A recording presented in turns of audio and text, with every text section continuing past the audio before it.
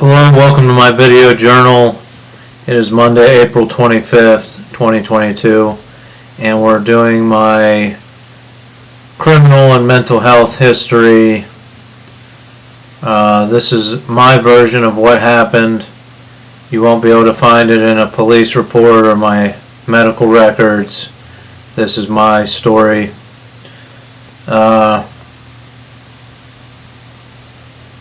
So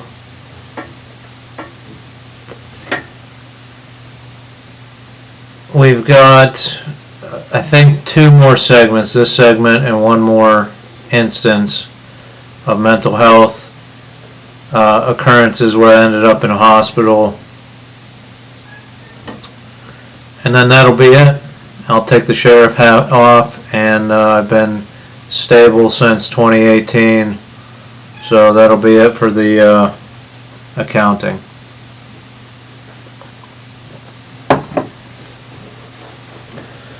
So, as I said, I made it in the last one, back from the Czech Republic, was delivered to my doorstep. I think I took my medication for a couple weeks and then tapered off of it again, going into the summer of 2016. On a whim, I still had the physical symptoms, the convulsive tremors, the muscle twitching. I didn't know what to do. I wanted to warn other countries about this technology. So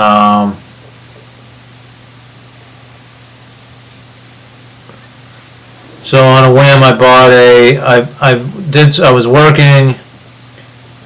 I completed a few jobs and I bought a plane ticket. I'm sorry. When I returned from the Czech Republic, I continued to look into the CIA physician database. I checked the patent number on the strap-down device, found that it wasn't in the United States Patent Office, it wasn't in the Japanese Patent Office. I checked the worldwide patent. I couldn't find any link between this strap-down device that straps your wrist down to a medical bed and the patent number. So I had that.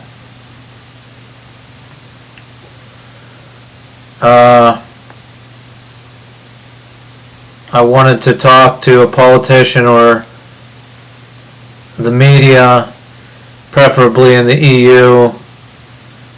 I reached out to politicians in the EU, explained the occurrence at my house where Ken and my father trapped me in my house, wouldn't leave.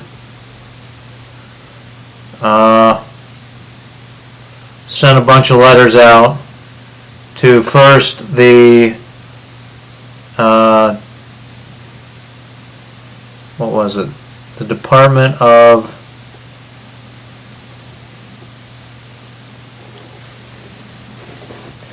not the Department of State, Foreign Affairs. So the Department of Foreign Affairs.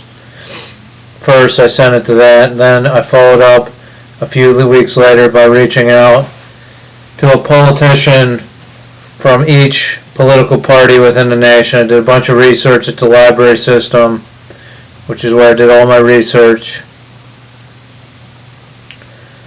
And during my research, I found that there was no easy way to look up the contact information of EU politicians. So if you wanted to go seek asylum in another country, Google, Firefox, and Microsoft made it very difficult to find the information on EU politicians. At the Carnegie Library System, they allow you to open the web browser, the Chrome web browser, the Firefox web browser, and the Microsoft browser. So what I did was I created a formula where I would open each browser, then I would use a search engine from the opposite company. So say in Google Chrome web browser, I would use Microsoft Bing search engine. Firefox, I would use Google. I have it all written down, and then for Microsoft, I would use whatever the Firefox browser was, I think. So I figured they were cross-referencing each other. Then I would proceed to search very simple things like political roster in that nation's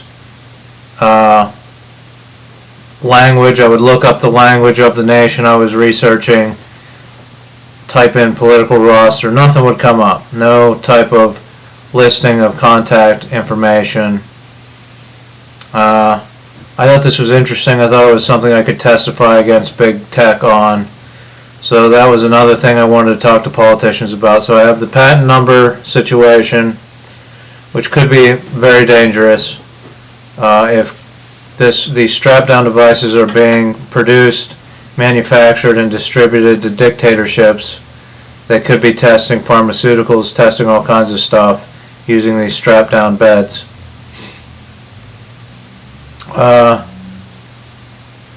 I had the CIA database, which I wanted to show someone why they named it CIA, and all these physicians taking direct payments from pharmaceutical companies.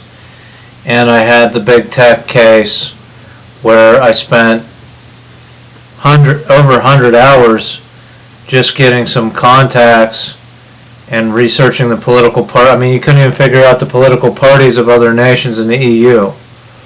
These are friendly nations. It shouldn't be that difficult to search on these search engines and figure out how their politics work, what their political parties are, and find some information on politicians in those countries. But it was extremely difficult. It took me hours and hours and hours of research at the Carnegie, mostly main library.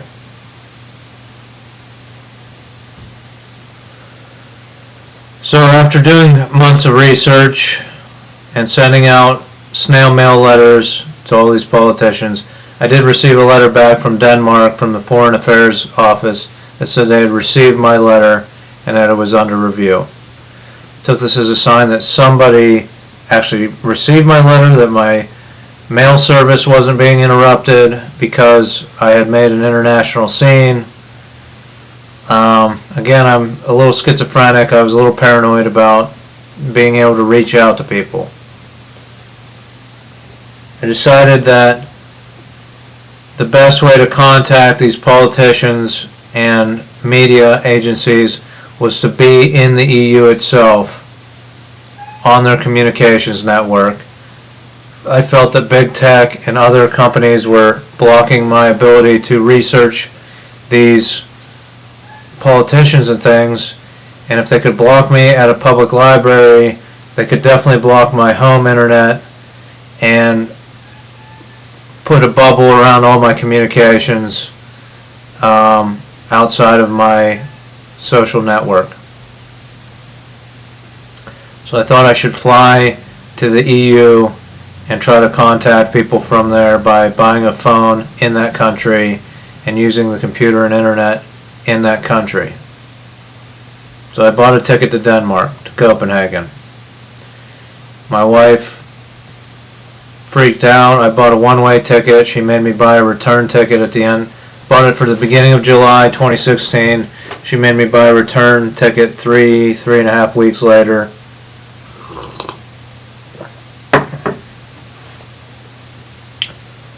So I flew to Denmark and spent the entire month of July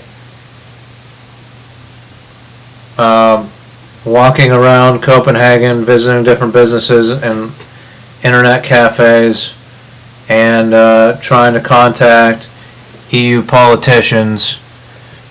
I tried to contact the politicians first. Most of the parliaments in the EU were on recess for the summer, so it was difficult to get a hold of anyone. I did get a hold of an aide to an Irish parliamentarian, and he started to ask me what the situation was, why I was calling. I started to tell him, and the phone went dead, got cut off. Again, I bought a pay-as-you-go phone in that country and started calling politicians. I emailed them Then I called them. Gave them a couple days to respond to email. Then I called them. Called all the numbers that I had. I only had about half of the European nations actual phone contacts for these politicians of different political parties. The rest only had email only. I waited a week. Then I started to reach out to media companies, first legitimate newspapers and media outlets. Then, after a few days, the tabloids. I thought at least a tabloid would put a nut job like me on there talking about crazy stuff. None of them responded. Then I thought I was getting towards the end of my stay, and I thought I want to stay here. Maybe I could write another book since I wrote the first one, the Novel M. So I started reaching out to literary agents, book agents, and publishers to say, hey, I want to write a book. Will you front me the money to stay in this country? Will you sponsor me? No responses there. So then I started reaching out to art galleries to see if they would display my art, to see if anybody would buy my art to allow me to stay in the EU. Anyhow, I functioned perfectly fine mentally for that whole month of July. I was able to find my way around, use public transportation, stay in a hotel, stay in an Airbnb, feed myself, cook for myself, groom myself off of the medication. So Denmark is not Wi-Fi, or maybe the satellites aren't that bad there. I don't know what to make of that. I returned home at the end of July. I work a couple jobs. Then I book a job out in Sewickley, which is a rich part of Allegheny County, where a lot of the Penguins live. Pittsburgh Penguin hockey team. A lot of athletes live out there. Booked this job. And I'm working it mid-end September, and it's a nice lady from my hometown, Franklin. I'm trying to work. I'm setting up ladders. I can't focus. I can't concentrate. My mind is racing. The satellite found me again, out in Sewickley. That's the thing with this situation. You got to keep moving. You can't settle on one property. Then it gets inundated with wireless waves, and then you can't focus. Couldn't focus. Wasn't sleeping at my house. So for some reason, I decided that I should drive to D.C. and try to talk to the President of the United States, Barack Obama, about my findings. So one night, late at night, I load a bunch of stuff, typewriter, all kinds of crazy stuff in the back of my truck. Take very little clothing with me. I drive to D.C. I drive through the night. I get lost. I lose track of where I'm going, and I end up like a state south of Maryland. I get a map. They get me on the right track. By midday the next day, I'm in D.C. By evening, I approach the White House and ask to talk to the president. I'm patted down by a Secret Service person outside of the White House. They tell me to walk around the house. I walk about halfway around the house, lay down on the grass. Someone tells me I can't lay there, so I get up and I walk and find a hotel, a Marriott in D.C.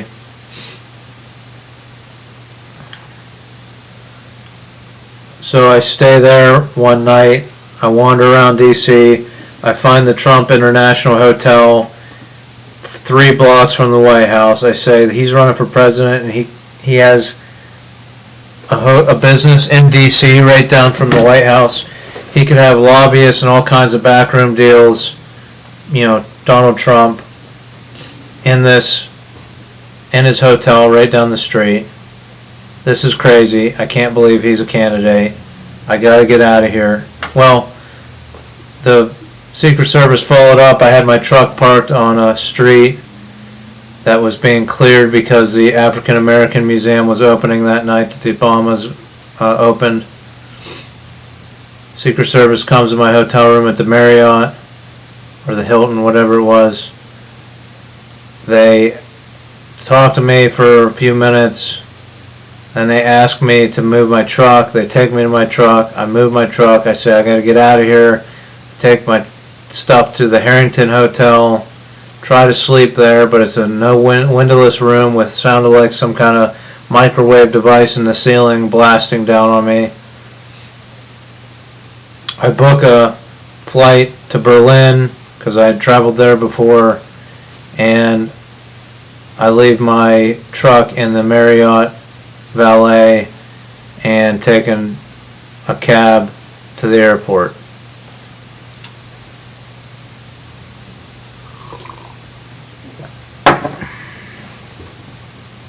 I fly from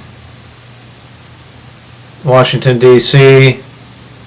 to Morocco for a layover, then fly into Berlin.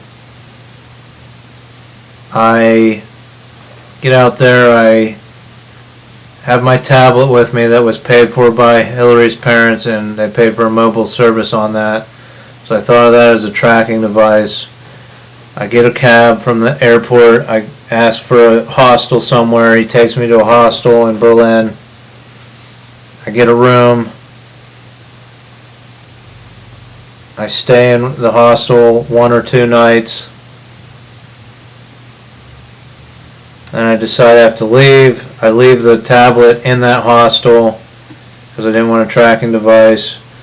Do some shopping in Berlin, get some clothes, another suitcase, a second suitcase, and I buy a watch that was registered with paperwork.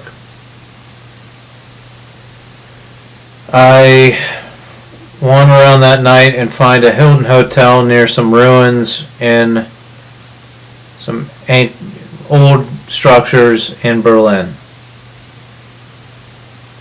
And this is the thing, I believe supercomputers and these satellites are geolocating me in different places where I wander. So I end up in places to find where corporations are doing dastardly deeds or, nefarious things.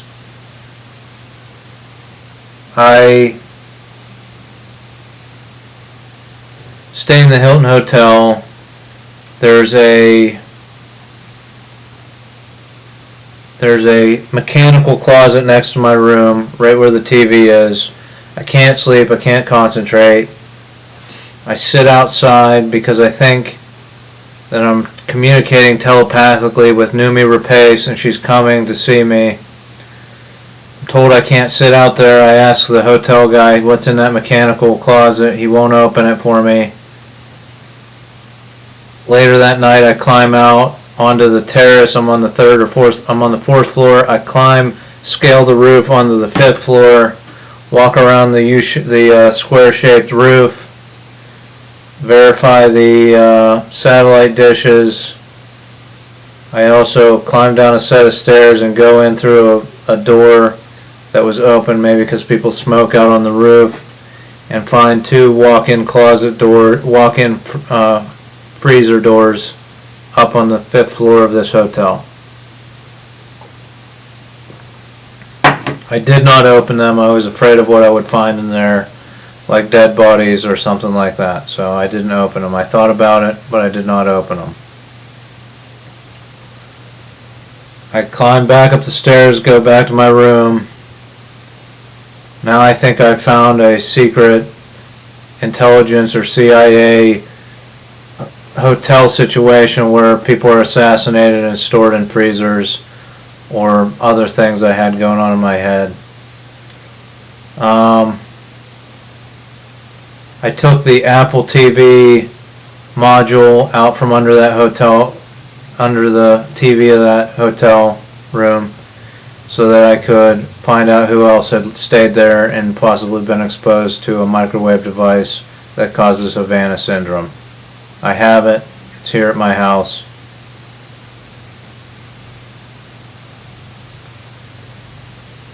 I go to check out, my debit or credit card bounces. I try to leave because I think I know that there's murders happening at that hotel. They follow me out on the street and say they're going to call the police if I if I don't pay. So I give them both my credit card and debit card. They run a little bit on each, I think, and got it to go through. So now I think I'm out of money. I got to get out of Berlin. I go to the train station and try to book a train to Copenhagen. The card goes through. Now, in my mind, I think that the intelligence agencies, the CIA, the NSA, should be wiring money to my account so that I can use cash and avoid the satellites locating me, feeding me funds, so that I can stay on the run and out of the laser beam of satellite coming down on me, which is causing me psychosis. Take the train and crosses a ferry into Copenhagen. I check into a cabin hotel, stay the night there. So the next morning I realize there's a little pin camera on the TV in the hotel room, so I could have been spied on the whole night. I don't know if I was given a special room because I just walked in and asked for a vacancy with the camera TV, or if this is a standard issue for the whole hotel chain. It's a Scandinavian-owned hotel chain. So then I form another theory that I found another bad situation where they're not telling hotel guests that there's cameras in their rooms. So I write to the cabin and try to get employment through them, saying that I have a deal with the Hilton Hotel and Marriott hotel chains. Spend a couple days in Copenhagen using the libraries. End up sleeping on the streets a couple nights. Finally, some friends wire me money, and I talk to my friend, who's my tattoo artist now, who toured through Europe and whose wife was from Finland. And he told me of a place in Aalborg I might be able to stay, an artist space. So I take my $200, buy a train ticket to Aalborg.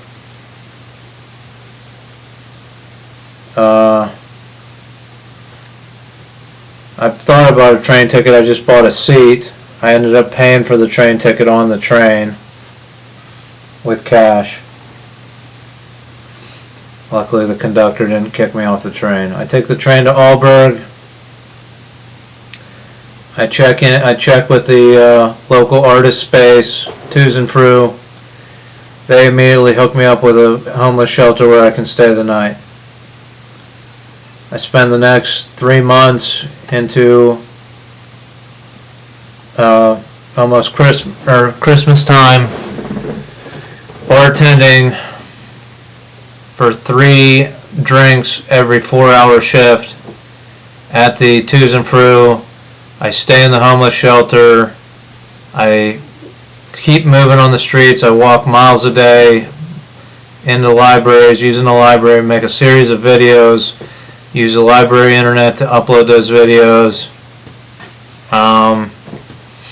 I think of it as the CIA's walking interrogation system.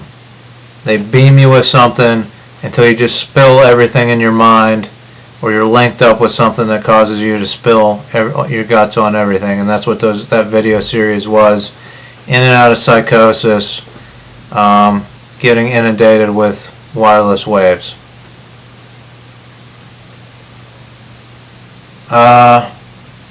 I stayed with a nice lady, younger lady, in her apartment for several weeks, maybe a month, before she kicked me out because I wasn't really paying rent or anything. I was able to get enough cash to eat each day by recycling plastic bottles. They have an excellent recycling program in Denmark, and I was able to get 40 to 60 kroner a day easily. That covered my 20 kroner lunch. Found a place to get free dinner, and the Salvation Army provided free breakfast.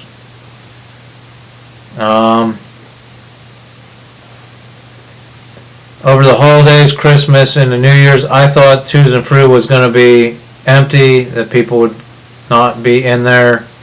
They allowed me to stay there. A person said I could sleep there over the holidays. I created a bedroom in the theater, and I should have known better than to stay in one place because I entered a state of psychosis. And it wasn't good. I left my bartending duty the one night. I tried to fight someone in the street. Well, I ran after him, and then he started kicking me, and then turned into a thing in the alleyway. I tried to snatch a cigarette out of Yeppy's mouth. So I see why they called the police on me. I had a passport, but I had overstayed my passport. The police came one morning, took a picture of my passport, which I said, "Is that legal?" And they said, "It is now." They said I had to clear out of the theater, come with them. They were going to take me in. I said, "Let me get dressed and I'll walk down to the police station," because I had turned in a passport, a foreign passport from the Philippines, I believe, at that police station. So I knew where the police station was. They said, "No, you got to come with me now." They said I'm mentally ill in the car. I said, "Are you a psychologist?" They took me to the holding cell at the jail. Brought me out, showed me a list of a description in Danish that was charging me with something. I signed it. They took me to a old prison in Aalborg. When I came in, I screeched my hands across the counter in front of all these computers because I thought there was voice recognition software following me everywhere. That's the other thing I should mention. When I came out of solitary confinement, I didn't speak for about half of a year to anyone but my wife. I thought the CIA could track my voice, or the supercomputers could track my voice.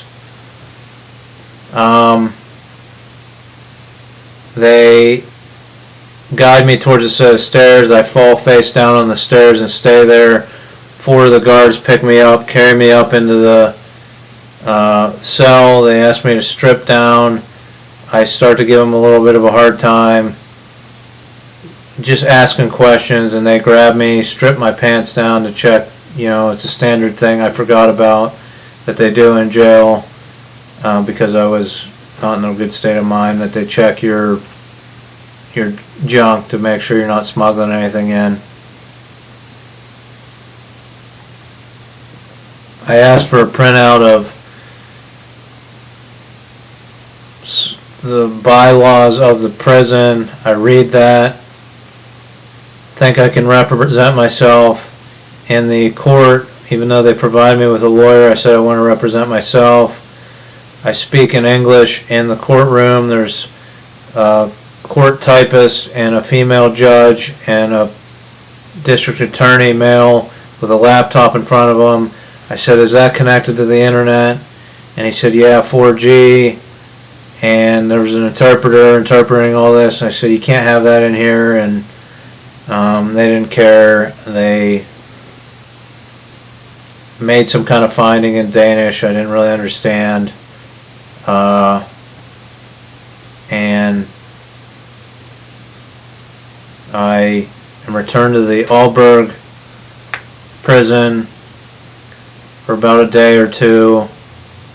Then I am taken via escort of 2 police officers to where I'm handed off halfway between Aalborg and Copenhagen to another 2 officers. They take me to an old prison in Copenhagen. I'm put in the medical wing, probably because of my mental illness. It's a nice setup, very good food at that Copenhagen prison, fresh fish, all kinds of stuff, homemade stuff. Seemed like I'm allowed out to exercise a couple times, an hour a day or something.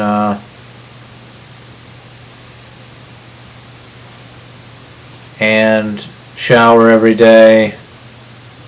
So it's a pretty good setup. I have a TV in the room. I didn't really watch too much of it, but I watched some of it. Spent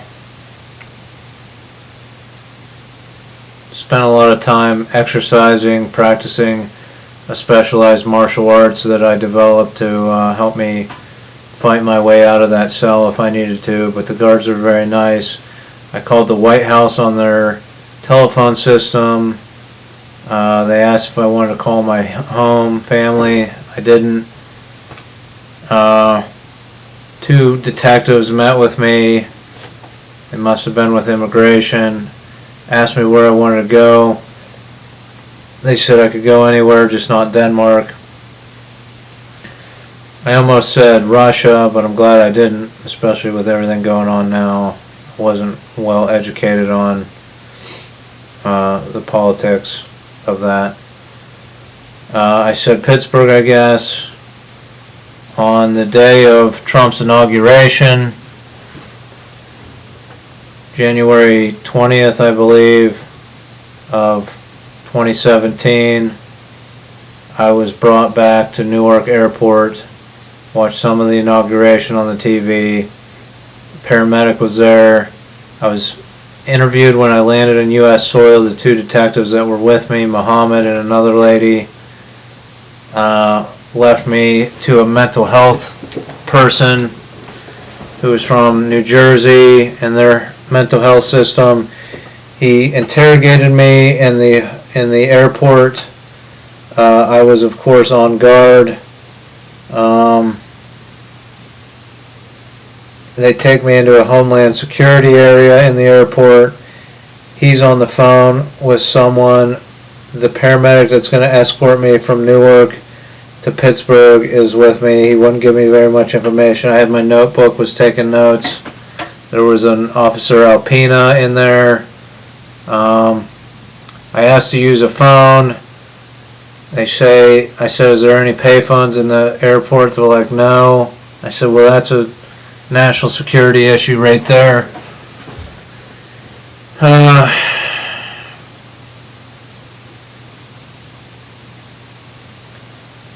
Finally, I tell the guy on the phone from the New Jersey mental health system, I'll go with this paramedic, but I'm not going with you.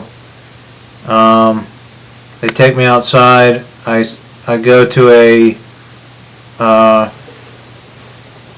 currency exchange place, exchange the currency I was given for being a prisoner in Denmark. They paid me for my time in Denmark in prison. I convert that money so that mental health professional can see I know how to use money and convert money. I can take care of myself. But they didn't care. They take me to, I get on the airplane with the paramedic. When I land in Pittsburgh, a Allegheny County police officer boards the plane and says, you have to come with me. They take me down on the tarmac. They handcuff me, take me in a vehicle to Western Psych in Oakland, in the Oakland neighborhood of Pittsburgh. They process me into Western Psychiatric.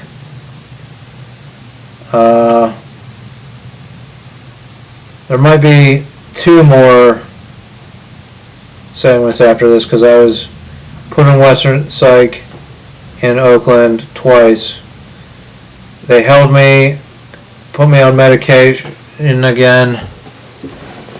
By the way, I called from the phone in the lobby of the Western Psych where they process people. I think I called every FBI field office that I had in my little black book.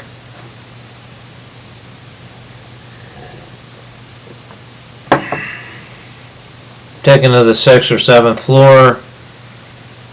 There's a phone there. I use the phone quite regularly. They put me on medication, but I think I was spitting it out. I was holding it under my tongue and spitting it out. They released me after a couple weeks.